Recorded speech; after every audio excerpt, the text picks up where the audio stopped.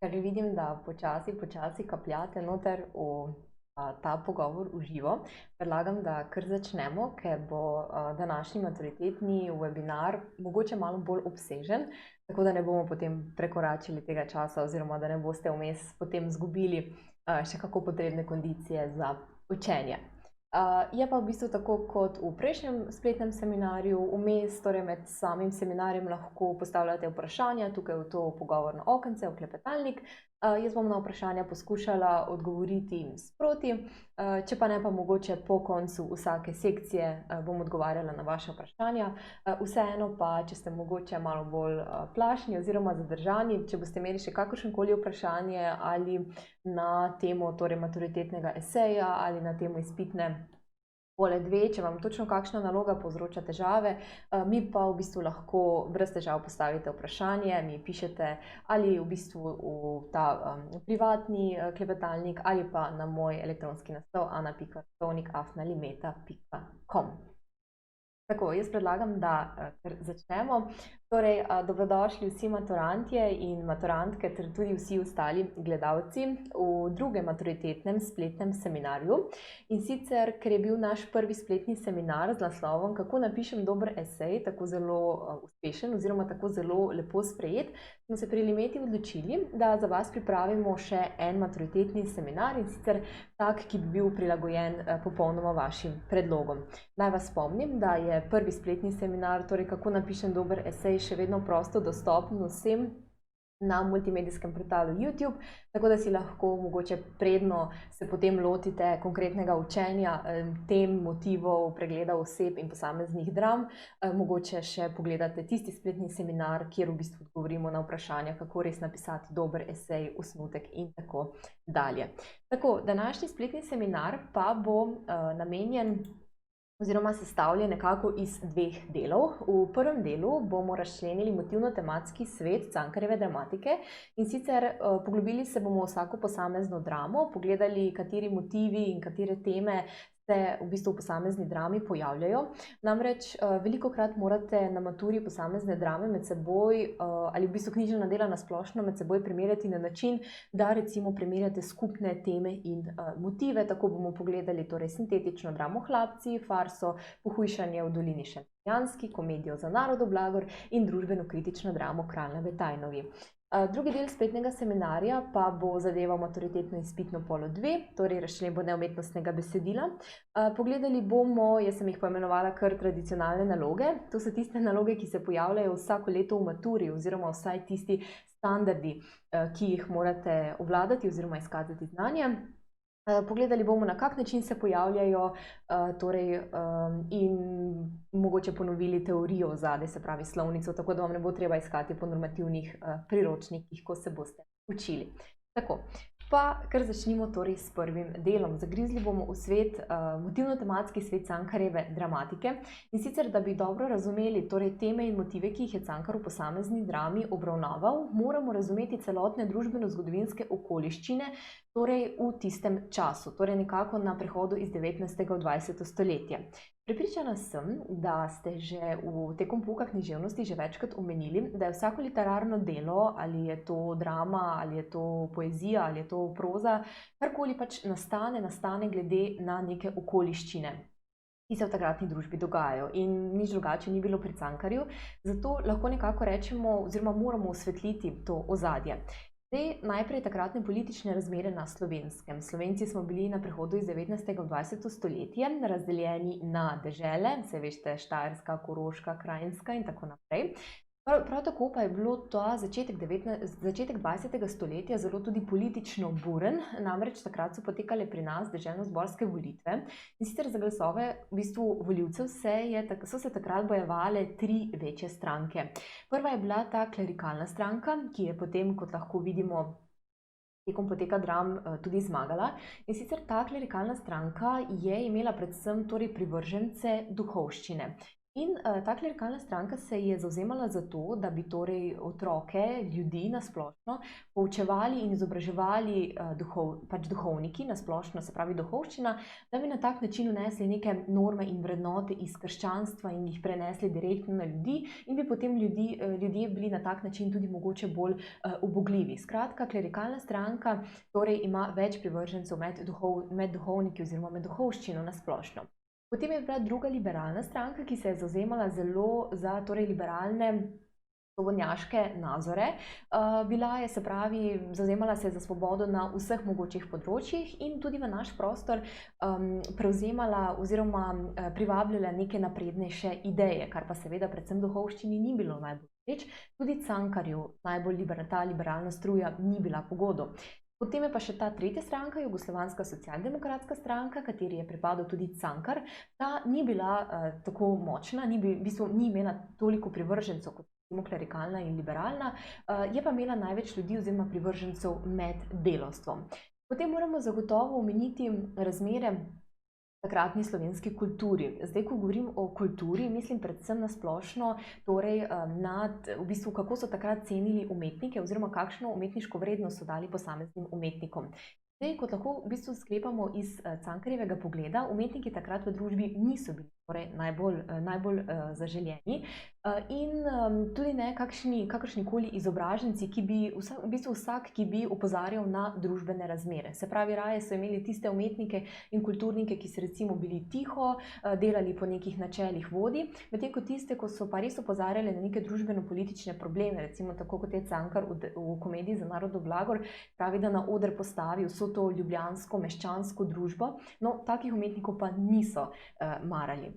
Potem pa se krepi seveda tudi slovenska buržoazija oziroma malo meščanstvo, ki jo je Cankar v vseh svojih dramah, lahko rečemo, tematiziral in jo nekako torej gledal zviška. To je ta ljubljanska torej družba, ki se je imela za vrh slovenske inteligence in kulture. To so bili tisti izobraženci, ki so se zavzemali za torej narodov blagor in to so bili tisti, kot jih Cankar tudi poimenuje, rodoljubi, tisti, ki so se samo nekako navzven tudi zavzemali za dobro ljudi. In moramo se zavedati, da je prehod iz 19. v 20. stoletje seveda tudi zelo zaznamovala industrijska revolucija, zato se je tudi krepil ta sloj meščanskih kapitalistov, to so bili tisti, ki so imeli v lasti proizvajalna sredstva, in na drugi strani se je krepil tudi sloj delavstva, ki je bil pa strani teh kapitalistov zelo izkoriščan. In ne nazadnje, ki je torej mesto izobraženca, zdaj Cankar v vseh svojih dramah vnaprej, torej v ospredje postavi nekega izobraženca oziroma umetnika, posameznika, ki se pač bori proti trenutnim družbenim razmeram. In ta izobraženec v družbi seveda ni zaželen, zato ker prinaša neke napredne ideje oziroma ima neke svoje ideje, načrte, kako bi družbo naredili pravičnejšo, kar pa seveda vodilnim ni bilo nikoli po godu. Tako, pa lahko začnemo torej s prvo to sintetično dramo Hlapci.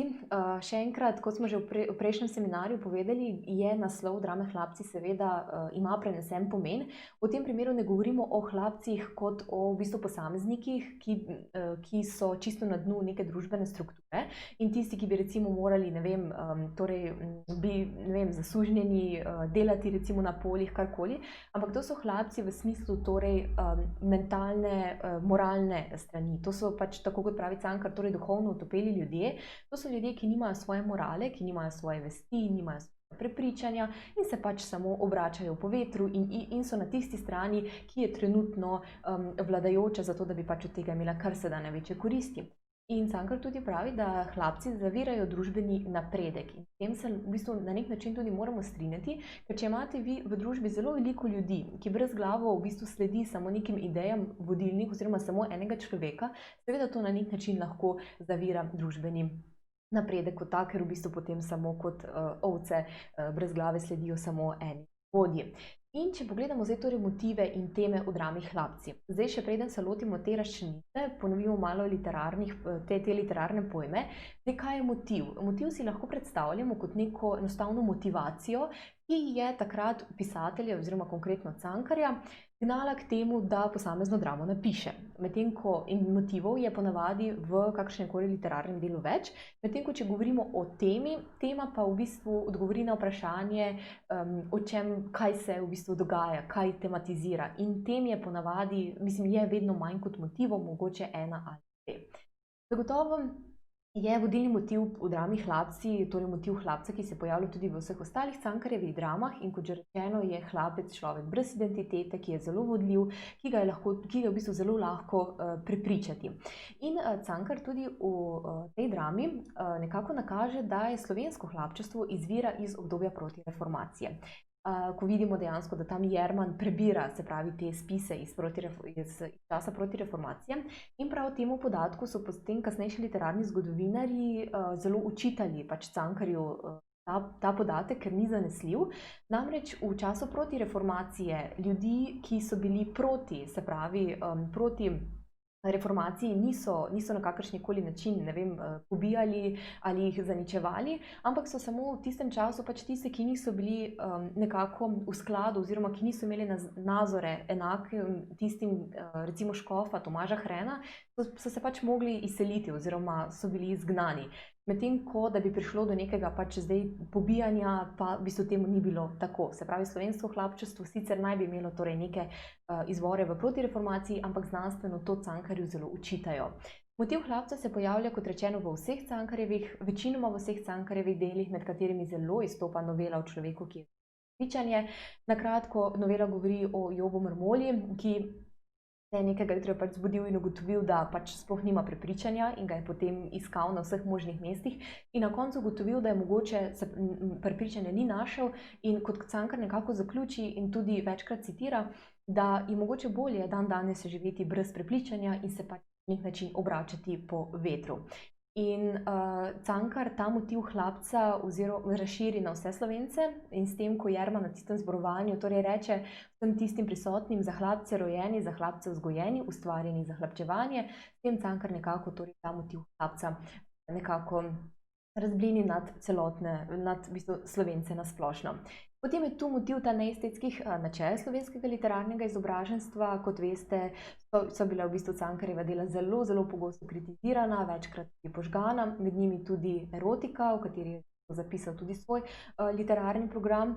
In Cankar v bistvu govori o tem, da je bila v tistem času, torej na prehodu iz 19. v 20. stoletje, sploh ob zmagi te klerikalne stranke, dovoljena oziroma zaželena moralistična poezija. Torej je bila tista, kjer v bistvu je nekako posebljala te krščanske nauke, kako je treba živeti, kako biti čim bolj pobožen, medtem ko neka subjektivna poezija ali pa subjektivna literatura, ki bi nakazovala na dejanske družbene razmere oziroma pokazala na tiste, v bistvu, ki delajo narobe, taka pa seveda ni bila zaželena. In ta motiv je recimo zelo prisoten tam, ko ob zmagi klerikalne stranke nad učitelju kaže, da morajo vso knjižnico torej izprazniti in pustiti samo tiste torej duhovne, nabožne knjige oziroma duhovno nabožno literaturo za vse ljudi. In slovensko meščanstvo, pravi Cankar, da potrebuje nekega povprečnega umetnika, ki bi pač pisal v trenutnih razmerah tako, kot ugaja tistim voditeljem, in ne tako, kot čuti sam, da bi opozarjal na neke realne družbene probleme. To pač ni bilo zaželeno in, kot vemo, niti danes ni. Potem pa sta tukaj še dve temi, torej najprej tema te nemoralnosti in pa nasilja. Zagotovo lahko na nek način govorimo o psihološkem nasilju. Recimo imamo tega učitelja Komarja, ki javno zaničuje Jermana, potem recimo kako je zahrbten do hvastje.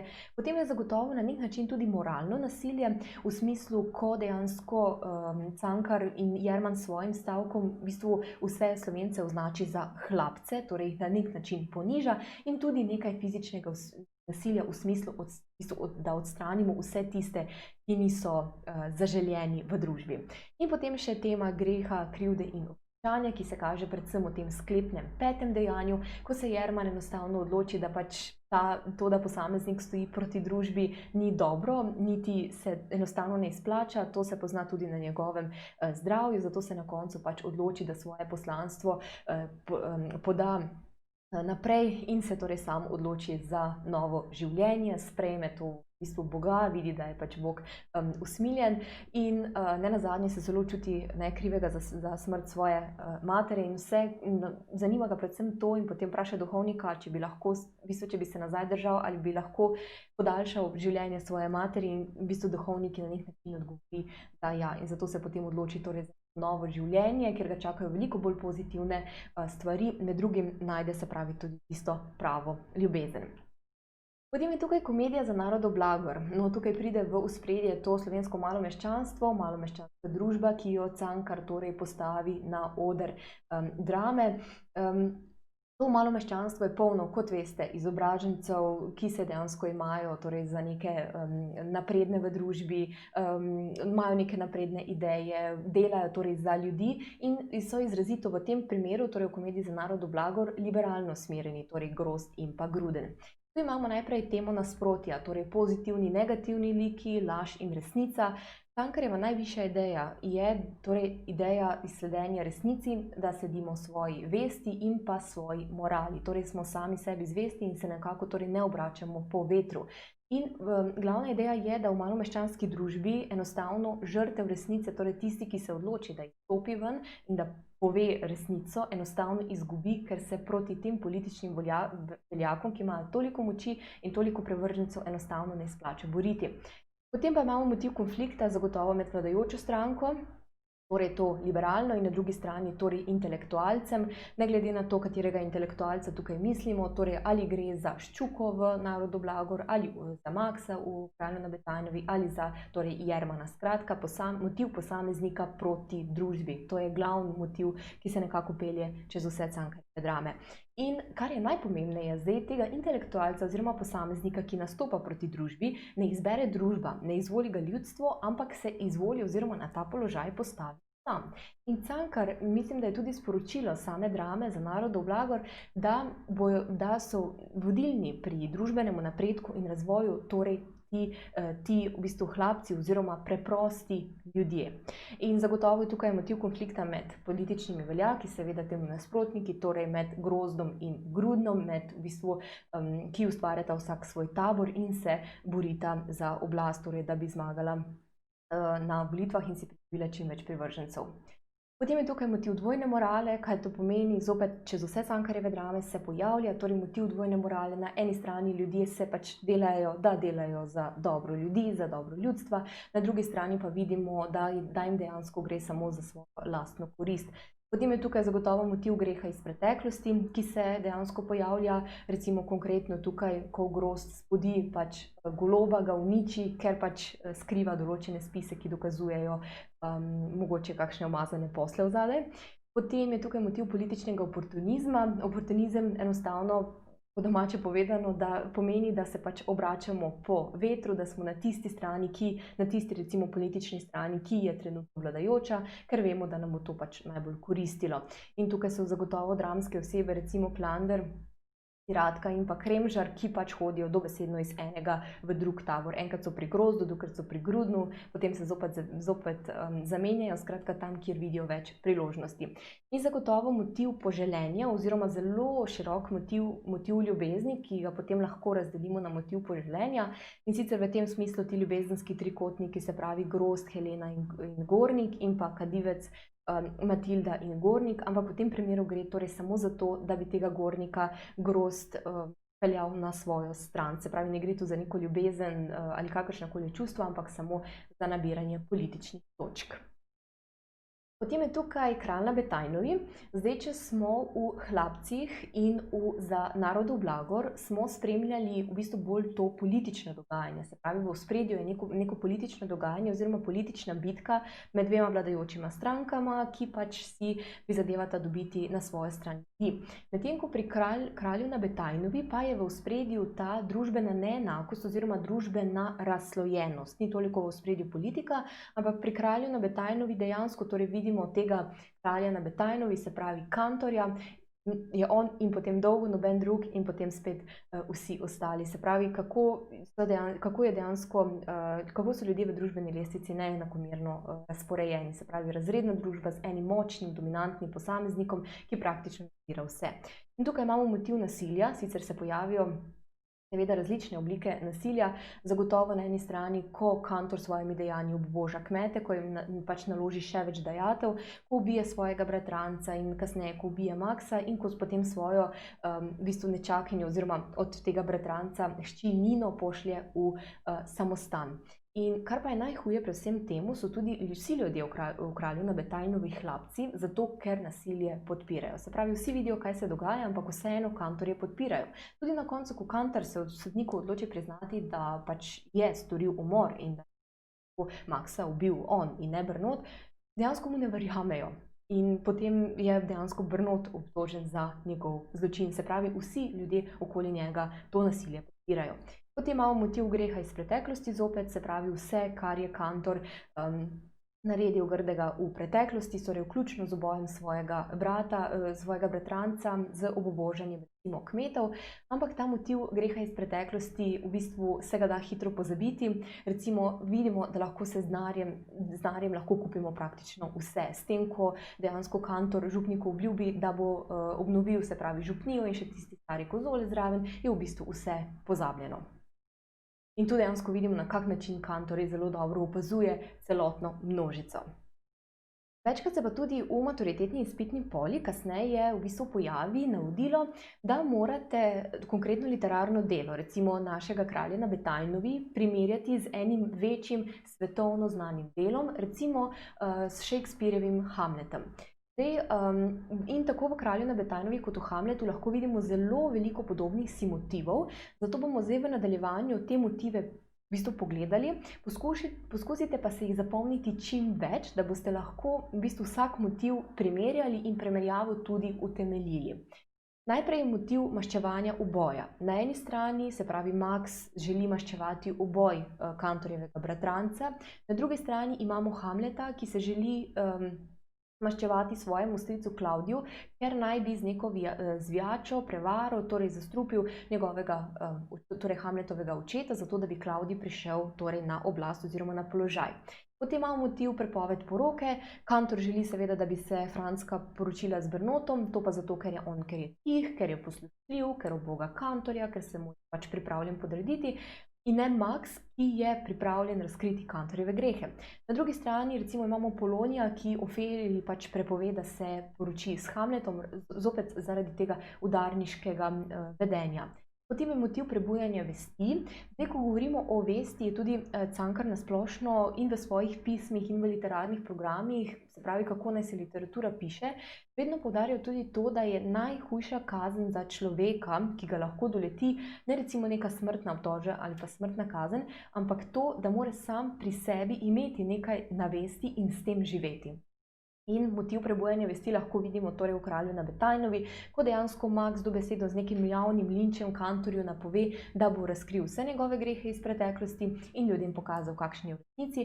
Na drugi strani pa recimo Hamlet, ko bi lahko Klavdija usmrtil, ko že ima meč v rokah, tega ne stori, ravno zaradi tega, ker je vest v človeku, pač če nas vest peče, veliko bolj hujša kot pa recimo smrti same, ker smrt v tem primeru bi bila odrešenje. Potem je lik nemoralnega vladarja, se pravi imamo kantorja Nabatajnovi in Klavdija. Potem je junakov notranji boj z nemoralnim svetom. Tako Max kot Hamlet v bistvu vidita, da je svet, v katerega vstopata, v katerem živita, dejansko zelo nemoralen in s svojimi dejanji želita to tudi popraviti, preprečiti. Max v bistvu težko sprejme to, na kak način je kantor obubožal vse kmete in kako ima pod palcem praktično celotno Batajnovo. Na drugi strani pa recimo Hamlet tudi doživi več izdaj svojih privržencev, prijateljev in svet dejansko dojema kot ječo, ker ne moreš nobenemu več zaupati. Potem je motivika hudih sanj. Vemo, da Max večkrat, torej Franski pove, da ga mučijo hude more, hude sanje in da dokler ne bo razrešil tega in razkril kantorja, ne bo mogel mirno spati. Na drugi strani pa tudi Hamleta pestijo nočne more. Potem imamo motiv uprizoritve nekdanjega umora, se pravi Max postavi kantorja pred dejstvo, pred dejansko torej javni linč, ko očetu v tisti gostilni na glas pove, da bo pač poskrbel, da kantor svoje grehe tudi plača. In v primeru Shakespearja oziroma Shakespearjevega Hamleta pa v bistvu na ta dvor Klavdiju pride igralska ekipa in Hamlet tej igralski ekipi naroči, da namesto prvotnega pač plana oziroma prvotne igre zaigrajo umor, ki je zelo podoben oziroma način umora, ki je zelo podoben tistemu, s katerim je Klavdij ubil Hamletovega očeta. In ko oni se pravi to odigrajo, potem v bistvu Klavdij ponori in na tak način tudi prizna umor. In motiv neizpolnjene ljubezni zaradi očeta, zagotovo je tukaj dejansko Franska, ki je predstavljena kot zelo krhka oseba. Tudi v bistvu Franska kot hči se ne upa podrediti kantorju, ker kantor nima v oblasti samo na splošno vseh ljudi, ki živijo, torej okoli Betajnove, ampak ima v oblasti tudi svoje družinske člane. Vidimo, da tudi njegova žena Hana mu ne upa enostavno oporekati. In Franska se očeta boji, nanje dejansko zelo navezana in vprašanje, če bi prišlo do tega, če bi Franska recimo res z Maxom pobegnila ali bi ostala doma. In seveda tudi Ofelija, torej Hamletova ljubezen Ofelija, je krhka, torej je šibka, ni se pripravljena v bistvu boriti za svojo ljubezen in na koncu stori tudi samomor. Mislim, da ko Hamlet ubije njenega brata ali očeta, nisem zdaj ravno prepričana. Ampak skratka stori samomor, ni se pripravljena postaviti torej po robu vsej družbi. In na koncu je še farsa Pohujšanje v dolini Šentflorjanski. Tukaj res bodite pozorni, da dolina Šentflorjanska, se pravi, pišete z malo začetnico, ker če jo boste pisali z veliko začetnico, se bo to štelo kot pravopisna napaka pri pisanju vašega eseja. Torej, Pohujšanje v dolini Šentflorjanski je po mojem mnenju izmed vseh 4 dram najtežja drama, najtežja tudi za razumeti, mogoče zaradi nekih v bistvu notranjih monologov, zaradi hitrega menjavanja prostora, zaradi veliko oseb, ampak to Pohujšanje v dolini Šentflorjanski v bistvu zaobsega zelo, zelo veliko vprašanj, zelo, zelo različnih tematik. Glavno pa je, da se pravi, imamo te navidezne rodoljube, ki v bistvu živijo v tej dolini in vsem je skupno neko pohujšanje, in sicer mislim, da pred 25 leti so torej ob potoku našli zapuščenega otroka in so mu dali ime Peter, in zdaj torej noben v tej dolini Šentflorjanski ne ve, od koga zares je ta otrok. In potem imamo tukaj zagotovo motiv slovenskega nemoralnega meščanstva, se pravi zopet neke meščane, se pravi od župana, županje, dacarja, dacarke, ki se v bistvu predstavljajo kot rodoljubi, čisti kristjani, in da bi bilo vse skupaj mogoče še malo zanimivejše, ko se odločijo oziroma ko so tik pred tem, da bi naredili nek greh, se potem začnejo sklicevati na svojo moralo oziroma izgovarjajo neke verze, stihe iz Svetega pisma. Recimo, ko zlodej osvaja županjo, mu ona reče, ja, gospod, saj nisem vredna tega, ne? In da bi prikrili grehe, torej se sklicujejo na svojo moralo. Tukaj mogoče zelo pomemben podatek, in ga velja omeniti potem tudi v eseju, ko ga boste pisali, je zagotovo tukaj faustovski motiv. Cankar je preinterpretiral motiv Goethejevega Fausta in recimo iz lika Fausta naredil, preinterpretiral, preobrazil lik tega Krištofa Kobarja, ki se je pač izdajal za tega Petra. Torej, to je ta umetnik in razbojnik, ki potem pride spet nazaj v dolino Šentflorjansko in potem sproži pohujšanje.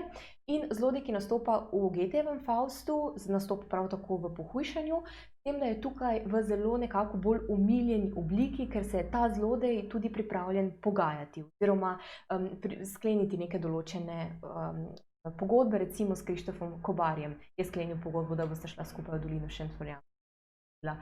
Malce zmede. Potem je tukaj motiv umetnika kot izvočenca v družbe, zagotovo si ga velja zapomniti, to je glavni motiv vseh Cankarjevih del. Na splošno torej pokaže, kako dejansko družba ne zaupa umetniku, da je umetnik pač neperspektiven, da je neodgovoren, da za družbo ni potreben, da mu niti ni mar v bistvu za domovino, za karkoli dogaja. In tudi erotična tematika, ki pa ni dobesedno v bistvu, bi rekla, da bi z določenim dejanjem to erotično tematiko lahko dokončno v bistvu potrdili, ampak je ta erotična tematika bolj ali manj je prisotna oziroma nakazana. In vemo, da vsi torej grešijo in torej, kot že rečeno, z izrekanjem nekih svetopisemskih stavkov želijo potem rešiti svojo čast. Je pa zagotovo drama Pohujšanje v dolini Šentflorjanski kar težka. Tako, zdaj smo obdelali ta prvi del našega seminarja, torej motive in teme. Še enkrat, dobro je, da si pri vsaki drami mogoče zapišete teme in motive, ki se pojavljajo, in ob vsakem motivu ali pa ob vsaki temi mogoče si zapomnite ali zapišete kakšno dejanje, s katerim bi lahko motiv tudi utemeljili. Zdaj pa mislim, da že... Živa, zdravo. Ja, seveda, v eseju lahko uporabite besedo oportunizem, sicer je oportunizem pač prevzeta beseda, pa popolnoma prilagojena slovenskemu jeziku in mislim, je prisotno tudi v slovarju slovenskega knjižnega jezika. Jaz s tem ne vidim nobenih težav, bi pa prej rekla, da če zapišete recimo politični oportunizem, da boste s tem celo pridobili več točk, ker to je dejansko tista širina, ki jo maturitetni esej od vas predlaga. Torej, da znate, v bistvu s tem izkažete vaš besedni zaklad. In pa seveda besedna zveza, oziroma lahko rečeva frazem, obračati se po vetru, tudi recimo te stvari so zelo priporočljive, da jih date noter v maturitetni esej, ker tudi poznavanje frazemov kaže na vašo neko višjo stopnjo funkcionalne pismenosti. Ampak pazite, v kakšnem kontekstu, se pravi, torej jo uporabljate. Ampak zagotovo jaz ne vidim težav, zakaj ne bi takšnih izrazov, kot so recimo oportunizem, tudi vključili v maturitetni esej. Mislim, da bi to znalo biti prej za vas zelo velika prednost, kot pa, da bi vas za to recimo kaznovali z manj točkami. Tako, če ima še kdo kakršnokoli vprašanje, kot rečeno, ga lahko brez slabe vesti postavite tukaj v klepetalnik, drugače pa še enkrat, če boste potrebovali kakršnokoli mojo pomoč, se lahko brez težav obrnete name. Tako, zdaj pa smo torej prešli v drugi del tega maturitetnega spletnega seminarja, ki bo mimogrede tudi prosto dostopen na spletnem portalu YouTube, tako ko bo ta spletni seminar tukaj v živo zaključen. Zdaj pa si bomo pogledali te torej tradicionalne naloge, maturitetne izpitne pole 2. Zdaj, kot veste, na začetku je torej neko izhodiščno besedilo, na podlagi katerega je potem sestavljena celotna maturitetna pola. Mogoče, kar se tiče tega izhodiščnega besedila, si mogoče malce pogledajte pojme, kot so recimo prepričevalni, raziskovalni, pogajalni pogovor, kako ločiti torej recimo, ali gre za novico, kolumno, komentar, kritiko, ker so včasih meje med temi besedilnimi vrstami ali zvrstmi zelo zabrisane oziroma nejasne. Tako da si malo poglejte torej tipe besedilnih vrst in zvrsti in kako jih prepoznati. Zagotovo je v vsaki maturitetni izpitni poli so jezikovni priročniki slovenskega jezika in sicer včasih gre za to, da morate prepoznati, iz katerega priročnika je recimo slovarski sestavek ali iz teh sestavkov izpisati nekaj podatkov. Zato bomo zdaj si najprej pogledali, torej, kako ločiti med posameznimi priročniki slovenskega jezika. Zdaj, navadno se pojavljajo torej ti trije, torej slovar slovenskega knjižnega jezika, slovenski pravopis in slovenski etimološki slovar. Kako prepoznati, da gre za slovarski sestavek iz slovarja slovenskega knjižnega jezika?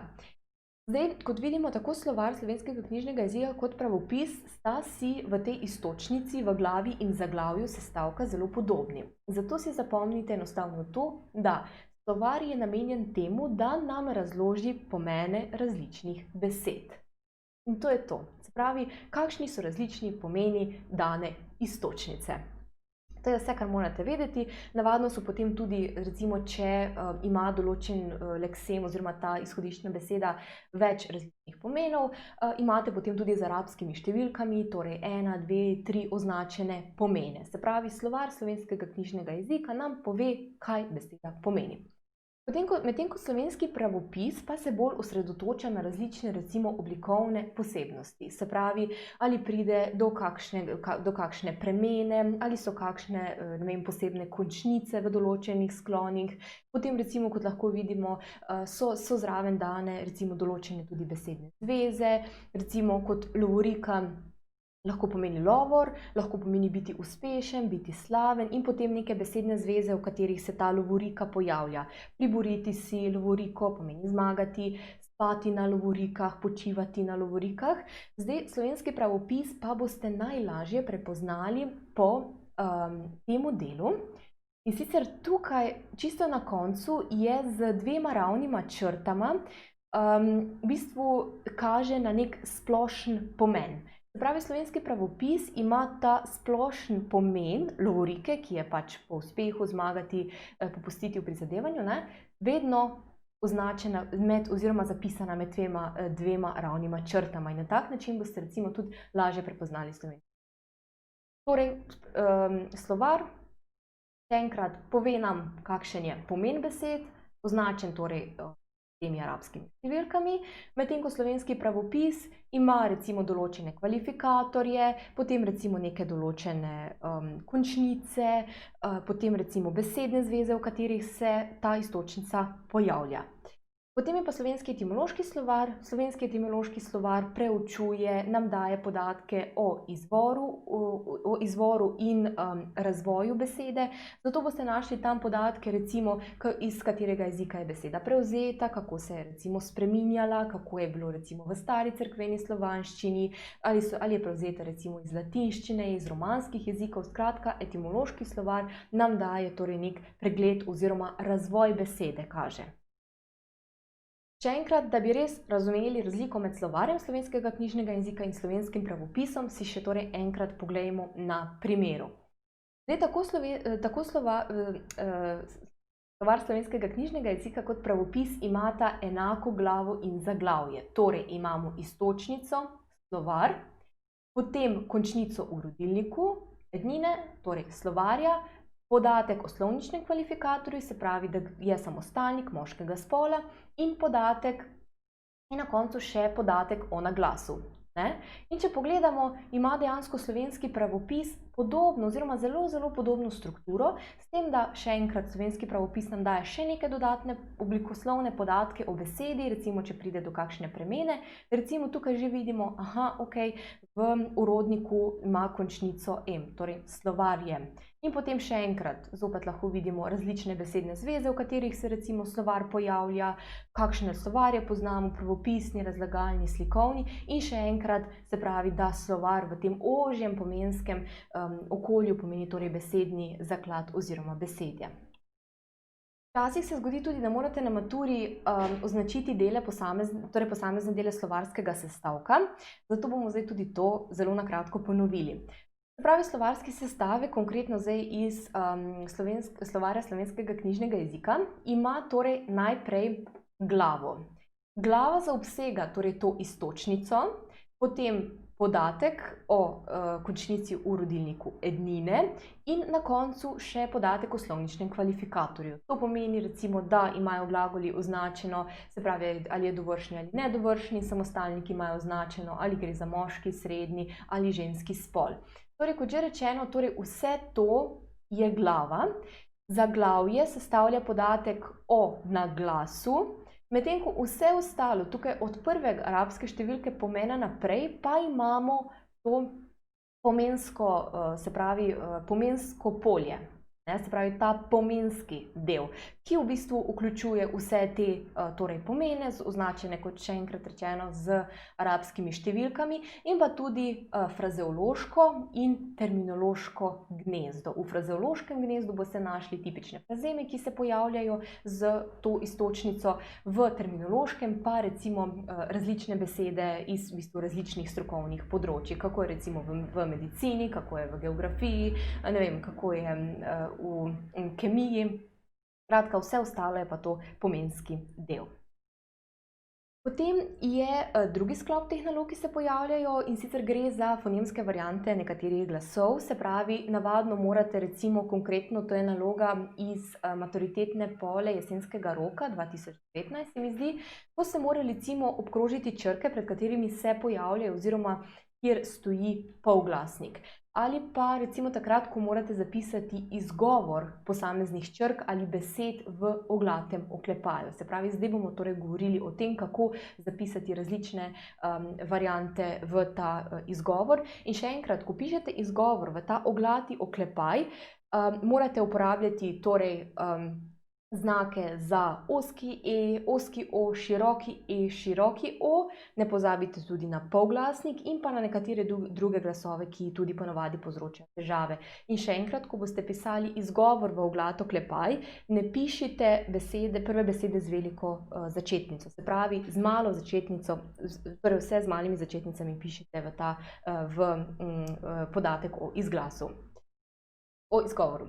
Tako, zdaj največ težav seveda nam včasih povzroči polglasnik, to pa zaradi tega, ker je v bistvu vključen oziroma del zborne knjižne izreke in ga nekatera narečja, recimo moje štajersko, sploh včasih ne zaznamo, ne prepoznamo. Kje se zdaj pojavlja ta polglasnik? Če imate težave s prepoznavanjem polglasnika, kje ga zdaj najti? Polglasnik se navadno, torej najpogosteje, pojavlja pri samostalnikih moškega spola, ki se končajo na ek ali na ec. In kako vemo, da gre za polglasnik in da ni to navaden e? Takrat, ko pri sklanjanju onemi oziroma izgine. Torej, če imamo deček, rodilnik dečka, tega polglasnika ni več. Potem recimo polglasnik se večkrat vrine tudi pri tvorjenju pridevnikov med dva soglasnika, recimo pismo, pisemski. To pa zato, ta polglasnik se vrine zato, ker bi bil v nasprotnem primeru, če ga ne bi bilo, ta sklop oziroma beseda zelo, zelo težko izgovorljiva, se pravi, bi mogli reči pismeski. Skratka, ne moremo izgovoriti, zato pride vmes polglasnik. Enako recimo se velikokrat pri sklanjanju vrine, če imamo recimo okno v ednini in potem rodilnik množine, recimo okn, se zopet vrine not, ker ne moremo izgovoriti samo okn. Skratka, pomaga nam pri izgovoru. In pri teh treh prvih alinejah oziroma teh treh prvih krožčih je polglasnik zapisan z ejem. Ni pa nujno. Polglasnik se včasih vrine tudi pred črko r in takrat ga ne zapišemo z ejem. Torej recimo prt, vrt, smrt. Potem imamo recimo tudi primer zvrst, ni z v erst, ampak zvrst. Se pravi, ali nastopa kot e ali pa se vrine pred r. Potem nekaj težav imamo tudi recimo z zapisovanjem v-ja. Zdaj, v lahko mi izgovarjamo na različne načine in sicer glede na to, pred katerimi glasovi stoji. Zato si bomo najprej pogledali, kako so razporejeni glasovi v slovenskem knjižnem jeziku. Se pravi, najprej ločimo med samoglasniki, torej a, e, i, o, u, polglasnik, široki o, o in široki e, e. Na drugi strani pa imamo soglasnike in glede na to, kako mi tvorimo glasove, ločimo soglasnike na zvočnike in nezvočnike. Kako si zapomnimo, kateri glasovi so zvočniki? Zapomnimo si besedo mlinarjev in iz te besede odstranimo samoglasnike in tako dobimo vse črke, ki so torej zvočniki. In nezvočnike pa delimo na zveneče, nezveneče, zopet glede na to, kako jih izgovarjamo in kako zvenijo. Nezveneče prepoznamo tako, da si enostavno zapomnimo stavek ta suhi škafec pušča, odstranimo vse samoglasnike in dobimo vse črke torej, ki so glasovi, ki so nezveneči, nezvočniki, in potem kot zveneči nam pa potem ostanejo še vsi ostali, torej b, d, z, ž, dž in g. In to bo zelo pomembno v nadaljevanju, ko bomo videli, torej, kdaj ta v stoji kot normalen v, ali kot ta u, ali kot dvojni v. Zdaj, tukaj, kot vidite, torej, ko piše pred v, med v in k, pred zvenečimi k, imate tudi tu spodaj legendo, v je samoglasnik ali vokal, k pa konsonant oziroma soglasnik. Jaz sem pač to skrajšala, da ne bi bilo preveč besedila na drsnici. Kratka, navadni v mi izgovarjamo vedno pred samoglasniki. Primer, veter. Ok, v stoji pred samoglasnikom e in ga zapišemo kot navadni v. Potem je ta dvoustnični, torej, ki se izgovarja kot v, in ta v stoji med samoglasnikom in soglasnikom. Če pogledamo na primeru, avto. Ne rečemo avto, ampak avto. In ta u je med samoglasnikom in med soglasnikom. Ta u, dvoustnični, pa se potem prikaže tudi na koncu, oziroma ga izgovarjamo na koncu besede, recimo kriv. Ne rečemo, da je en kriv, ampak je kriv, se pravi torej na koncu besede. Potem imamo ta ustnični, ki se izgovarja kot, zelo podobno kot ta dvoustnični, torej in ga zapišemo kot dvojni v. Ta se vedno izgovarja pred zvenečimi soglasniki, torej pred temi zvenečimi soglasniki, primer je vzeti. Se pravi, ok, ta v stoji pred zvenečim z-jem, zato ga moram zapisati kot dvojni v. Stoji pa tudi vedno na koncu besede za zvočnikom, se pravi za m, n, r, l, j in v, zato recimo baru, ok, v je v tem primeru stoji pred r-jem, ki je zvočnik, zato ga zapišem z dvojnim v-jem. Lahko pa se izgovarja tudi zopet ta ustnični čisto malo drugače in ta stoji pred nezvenečimi soglasniki, torej pred vsemi temi. Zato, če boste videli, da v stoji pred recimo nezvenečim nezvočnikom c, potem ga morate zapisati kot obrnjen, torej ta dvojni v obrnjen navzdol. To govorimo, se pravi, o izgovoru. Zlasti v ima vidimo kot na 4 različne načine lahko v izgovarjamo. Potem sta pa tukaj še L in N. Zdaj imamo seveda ta tako imenovani navadni L. Lahko se L izgovarja kot Lj, in sicer takrat, če imate na koncu besede L in J, takrat se vedno izgovarja kot J, se pravi L pa malo J zraven in to označimo s tole črtico gor, to je mehki L. Ali pa kot dvoustnični, ki pa se izgovarja pri moško-spolskih deležnikih L.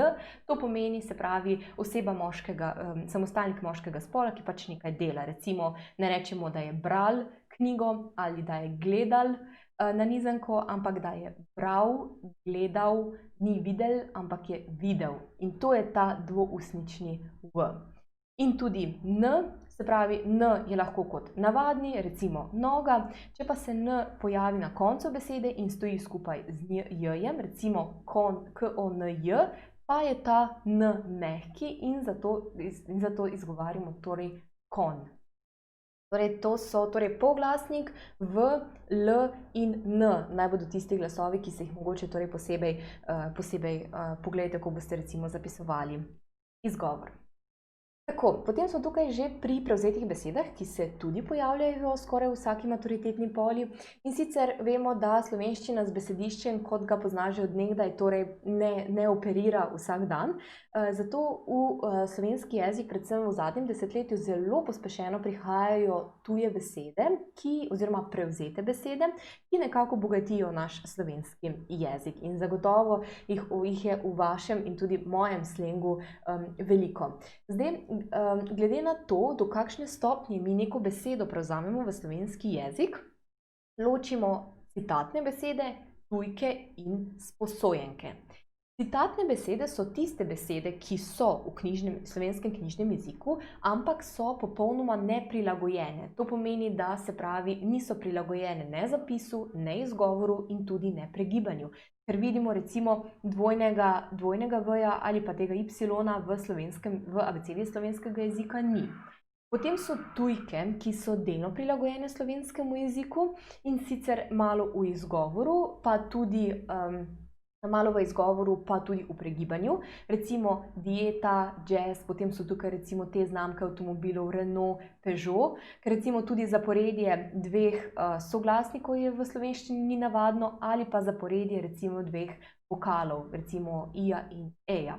In na koncu so tu še sposojenke, to so pa besede, ki so torej v naš jezik prišle in so dejansko tukaj že zelo dolgo časa, zato so v slovenskemu jeziku popolnoma prilagojene, tako v izgovoru, zapisu, kot recimo potem tudi pregibanju, recimo pica, džins, kapučino, tudi recimo Coca-Cola. In potem so tukaj tvorjenke. Besedotvorje je po mojem mnenju eden izmed težjih delov slovenske slovnice in tudi na splošno je besedotvorje težji del celotnega slovenskega jezika. Skratka, kaj je glavni point pri besedotvorju oziroma tvorjenkah, ki se pojavljajo v maturitetnih polah? Zdaj, mi ne moramo samo z osnovnimi besedami, ki jih imamo v slovenskem jeziku, ne moramo operirati oziroma jih uporabljati v vsakdanjem govoru, zato jih prilagodimo. Recimo, če pogledamo prvi primer, recimo plesalec, torej imamo osnovno besedo ples, ki smo jo potem prilagodili, moški, ki pleše, je plesalec, ženska je plesalka, to, kjer se pleše, je plesišče, to, da se pleše, recimo plesati. Plesanje. In v slovenščini poznamo 4 različne vrste teh tvorjenk. Najprej so tukaj izpeljanke. Izpeljanke so tvorjenke, ki so nastale na način, da smo tej osnovni besedi, ki smo jo uporabili za tvorjenko, dodamo pripono. Se pravi, na desni del ji dodamo obrazilo, ki se imenuje pripona. Potem imamo tukaj zloženke. Zloženke so tvorjenke, ki so nastale po besedotvornem postopku, ki ga imenujemo zlaganje, in sicer na način, da smo torej med seboj zložili dve besedi. In ti dve besedi sta med seboj povezani s takim mostičkom oziroma medpono, torej zloženke imajo obrazilo, ki je medpona, in torej dve besedi s to medpono povežemo v eno besedo in dobimo zloženko.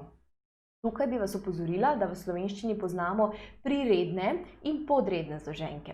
Priredne zloženke so tiste zloženke, v katerih dejansko sta obe besedi v enakovrednem razmerju. Recimo rusko-slovenski ali recimo avstro-ogrska, to pomeni ruski in slovenski, avstrijska in ogrska. Podredne zloženke pa so sestavljene, se pravi, iz ene glavne in ene podredne besede, recimo zobotrebec, ki jo zopet povezuje medpona o. Potem so tukaj sestavljanke. Sestavljanke so nastale tako, da smo mi neki osnovni besedi oziroma tvorjenki dodali predpono oziroma to obrazilo, ki se imenuje predpona, in sestavljanke imajo vedno torej pred seboj predpono, ki so recimo, in te predpone so lahko zelo različne, recimo predober, hiperaktiven, antipatičen, nadpovprečen, podpovprečen, se pravi, torej imajo predpone. Potem so tukaj sklopi. Sklopi pa so tvorjenke, ki so nastale tako, da smo enostavno besede samo skupaj zložili in je to. Se pravi, brez kakršnih koli medpon, pripon, samo besede skupaj zložimo in dobimo sklop. To so ponavadi recimo nekateri vezniki, seveda, in pa vsi števniki, 300 in pa tudi vse kratice, recimo STAZU, NUK, NKBM, pač karkoli, skratka kratice. In ko govorimo mi o tvorjenkah oziroma besedotvorju, moramo poznati tudi določene izraze, ker včasih v maturitetni poli morate izpisati, izpišite besedotvorno podstavo, izpišite besedotvorno obrazilo, izpišite besedotvorni način. Se pravi, morate poznati te termine, da boste potem znali pravilno govoriti. Skratka, tvorjenka, recimo lovec, je sestavljena iz besedotvorne podstave, to je tista beseda, iz katere mi tvorimo tvorjenko, in besedotvorne obrazilo. Se pravi, ali to je lahko pripona, predpona ali medpona. In ko to skupaj zložimo, dobimo tvorjenko. Potem je tukaj skladenjska podstava, se pravi, lovec, tisti, ki lovi, lovka, ta, ki lovi. Potem je tukaj Ana vprašala za skladenjsko podstavo, recimo za zobotrebec, to, s čimer trebimo zobe, je recimo zobotrebec. In pa, kaj pomeni besedotvorni način? Besedotvorni način pomeni, če nastane izpeljanka, je besedotvorni način izpeljava. Če nastane zloženka, je besedotvorni način zlaganje. Če nastane sestavljanka, je besedotvorni način sestavljanje. In če nastane sklop, je besedotvorni način sklapljanje. Se pravi, besedotvorni način je postopek, s katerim mi dobimo tvorjenko. Skratka, toliko, da si znate potem tudi razložiti torej posamezne pojme, da boste vedeli dejansko, kaj v maturi izpisati. In potem so tukaj E-strukture. E-strukture so po mojem mnenju tudi ene izmed težjih nalog, ki se pojavljajo v maturitetnih izpitnih polah. In zakaj mi sploh določujemo E-strukture? Z E-strukturami mi določimo oziroma grafično, matematično, če želite, prikažemo, kakšna so razmerja med posameznimi stavki v povedi.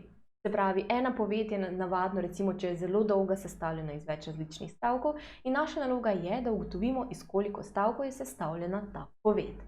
In če so stavki v tej povedi med seboj v podrednem razmerju, to grafično prikažemo na način, da dodamo te poševnice, sleše, se pravi, ali na eno ali na drugo stran.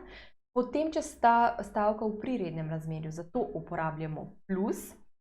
Najbolj varljivi so pa tele S-polovic. Namreč, kaj pomeni dejansko torej v E-strukturi S-polovic? Včasih se zgodi, da imamo recimo, torej, če si predstavljate dva stavka, oziroma če si predstavljate en stavek. In če v ta en stavek noter vrinemo še eno dodatno informacijo oziroma dodaten stavek, potem ta osnovni stavek razpade na dva dela. Zdaj, kako najlažje prepoznati, ali gre za S-polovic ali ne? Eno je, da ugotovimo pomen, se pravi, kako se stavki pomensko med seboj povezujejo. Drugi, en tak trikec pa je, da recimo, če imamo glagol, se pravi pomožni glagol je in glavni glagol, recimo je videl, bo ta pomožni glagol v prvi polovici, recimo rekel je in potem recimo urinjen stavek in potem v drugi S-polovic torej rekel. Se pravi, v eni S polovici je pomožni glagol, v drugi S polovici je glavni glagol. Tako boste najlažje prepoznali, če gre recimo za S polovic ali ne. Potem pa imate tudi tukaj na tej desni sličici pripravljene različne oziroma predstavljene različne primeri, na kak način se grafično označujejo S-strukture. In kot vidimo, se pravi, v tem primeru gre za dva podredna stavka, tudi v tem primeru gre za dva podredna stavka, to torej označujemo s temi črticami. V temle primeru bi šlo torej za, se pravi, imamo dva priredna stavka in temu, torej prirednemu stavku, prvemu delu, je podreden še en stavek.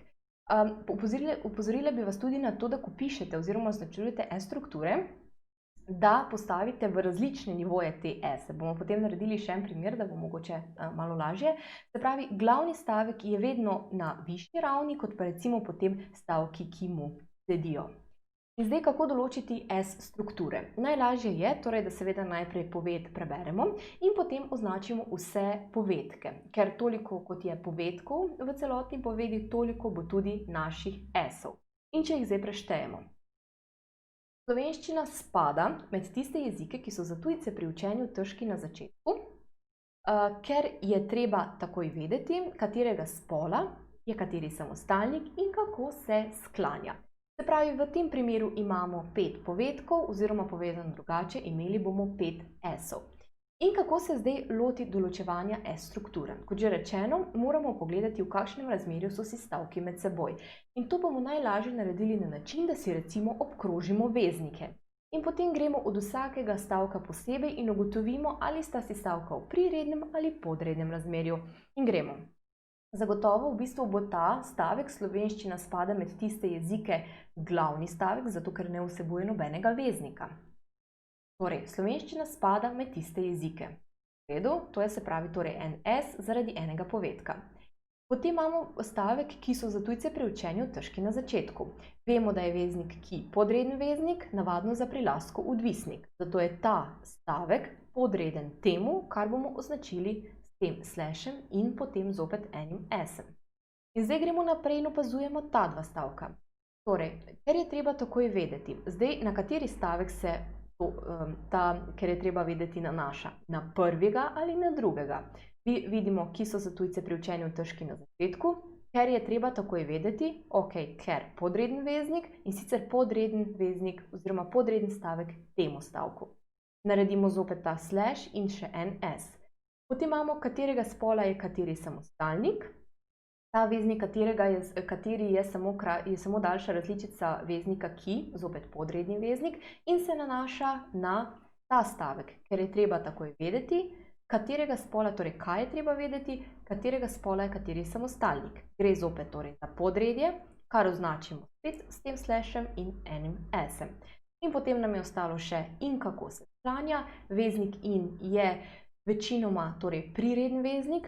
Pazite tudi, da če pred tem veznikom in stoji vejica, potem bo zagotovo ta del ali ta del predstavljal S polovic. Če bi bila pred tem veznikom in vejica, ker to pomeni, da bi bil potem to urinjen stavek. Torej, ampak v našem primeru vejice ni, gre za priredni veznik, ki uvaja torej priredje in kako se sklanja.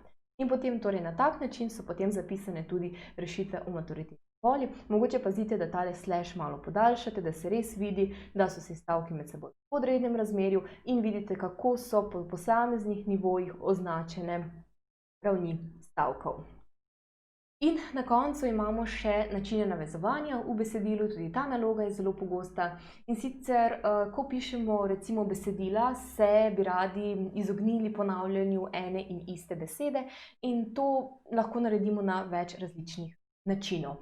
Ko imamo besedilo, moramo najprej poiskati nanašalnico. Nanašalnica je tista beseda, na katero se bomo v nadaljevanju nanašali.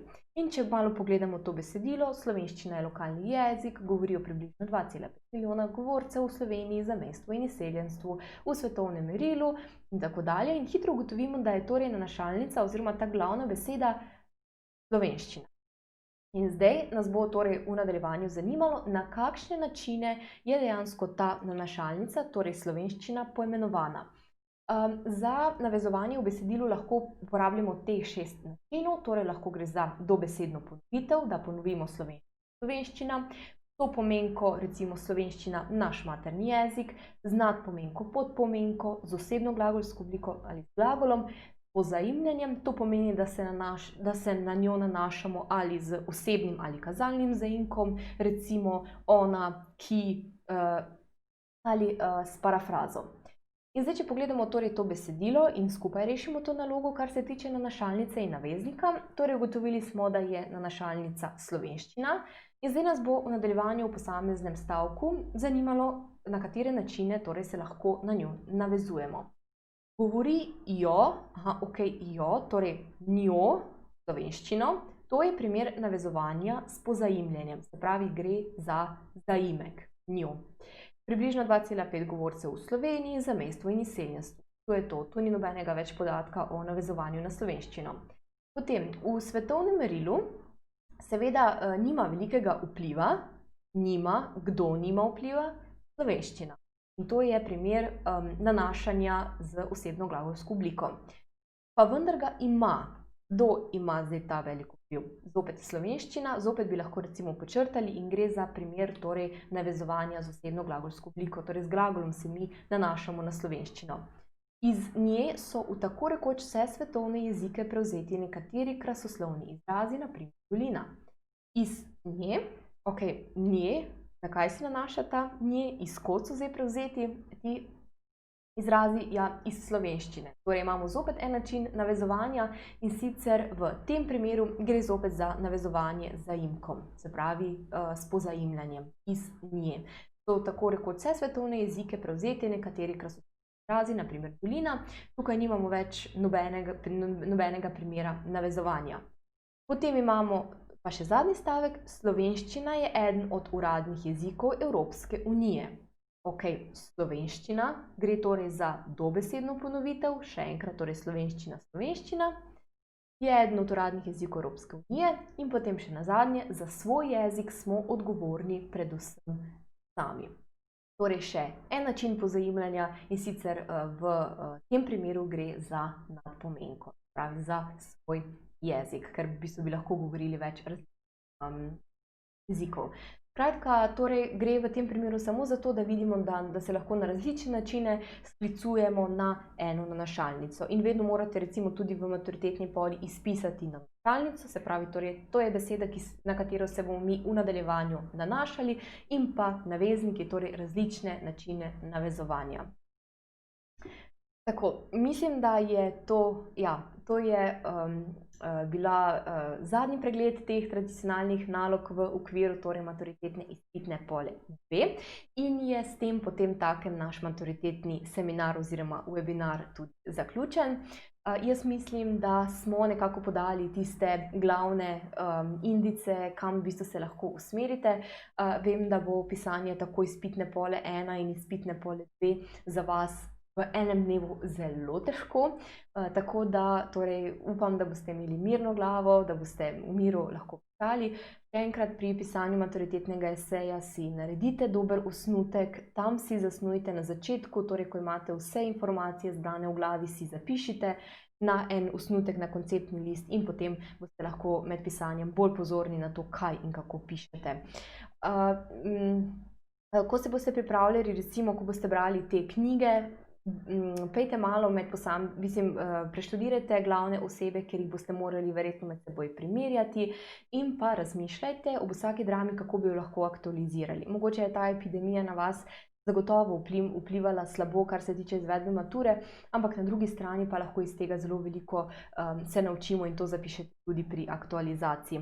Na drugi strani pa, kot že rečeno, iz izhodiščnega besedila se vedno izhaja, zato pogledajte, kakšni so različni načini oziroma kakšna so ta besedila, kdaj gre za komentar, kdaj gre za prispevek, kdaj gre za intervju, kdaj gre recimo za poročilo, obvestilo. In potem tudi vse te tradicionalne naloge, ki se pojavljajo, in še na nekaj bi vas opozorila na koncu. Take maturitetne pole vas čaka tudi tako imenovana tvorna naloga, ki je ocenjena tudi z največ točkami. To pa zato, ker od vas zahteva v bistvu, da prikažete različna znanja. Pri tem si poglejte, kakšna je struktura uradnih dopisov, se pravi, kje napišem naslovnika, kam postavim kraj in datum, kam napišem torej tvorca besedila, zato ker se tudi to ocenjuje. Se pravi, če poznate strukturo uradnega dopisa, ali gre za vabilo, za zahvalo, prošnjo, karkoli. In pri tem seveda ne pozabite, da se ocenjujejo tudi vaše pravopisne in slovne napake. Tako, mislim, da je bila tale ura za vse nas naporna, da smo v bistvu vsi izmenjali zelo veliko informacij. Če boste še karkoli potrebovali, mi napišite, recimo konkretno za področje besedotvorja, vem, da je eno izmed težjih področij, zato če boste v bistvu potrebovali kakšen izpis oziroma pregled, kako določiti skladenjske podstave ali kako prepoznati tvorjenke, mi brez težav napišite in bom potem vse skupaj objavila to v našo super zasebno skupino. Če pa ne, pa vam želim, da se na maturi dobro odrežete, da date v bistvu vso moč in energijo, ki jo imate, pa ne samo v slovenščini, ampak tudi ostale predmete, da boste čim bolj uspešni in predvsem, da boste torej sprejeti na študij, ki vas veseli in ki vas bo v življenju popolnjeval. Tako, veselilo me je. In če še enkrat, če imate kakršnokoli vprašanje, lahko ga postavite v klepetalnik ali pa mi pišete torej ali na elektronsko pošto ali pa potem v zaseben klepet. Lepo bodite in upam, da se kdaj srečamo tudi v živo.